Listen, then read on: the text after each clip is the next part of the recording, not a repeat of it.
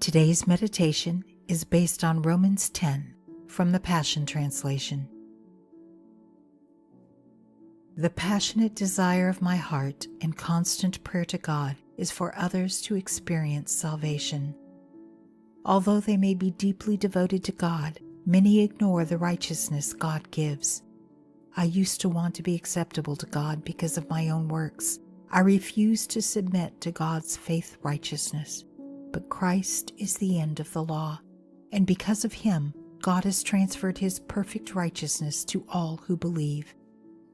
Under the law of Moses, every part of the law had to be obeyed in order to be declared right with God. But now I have received the faith righteousness that speaks an entirely different message. I don't need to climb into the heavens to find the Messiah and bring him down, or descend into the underworld to bring him up from the dead, because God's living message is very close to me, as close as my own heart beating in my chest, and as near as the tongue in my mouth. God's living message is the revelation of faith for salvation, which is the message I now preach. I have publicly declared with my mouth that Jesus is Lord, and I believe in my heart that God raised him from the dead, and I have experienced salvation.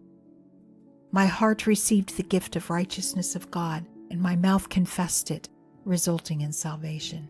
Because I believe in him, I will never be disappointed. Faith eliminates the distinction between Jew and non-Jew.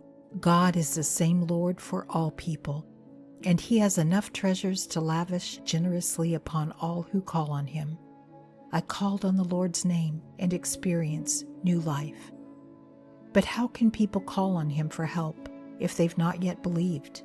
And how can they believe in one they've not yet heard of? And how can they hear the message of life if there is no one there to proclaim it? And how can the message be proclaimed if messengers have yet to be sent? That's who I have become, the messenger of the good news, and I am welcomed when I arrive proclaiming the joyful news of peace and of good things to come.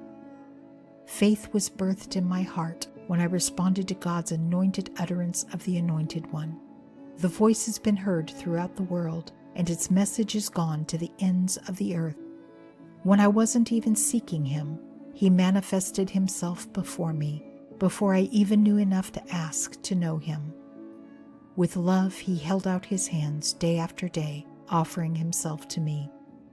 God's message was not just for Israel, his chosen people, but for others as well. It was meant for me. Until next time, be blessed and be a blessing.